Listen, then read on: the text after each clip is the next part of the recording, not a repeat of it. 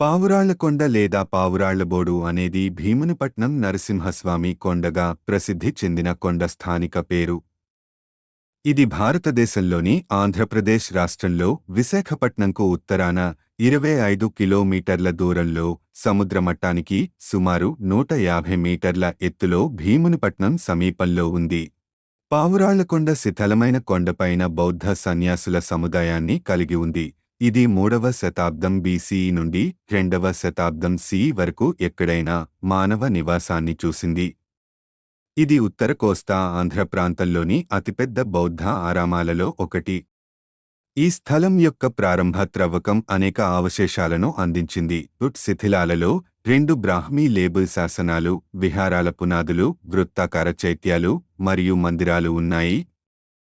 ఈ ప్రదేశంలో నిర్వహించిన కొన్ని అధ్యయనాలు కొండపై తెల్లటి రాళ్ల లభ్యత కారణంగా దీనిని పావురాళ్లకొండ అని పిలవవచ్చని సూచిస్తున్నాయి.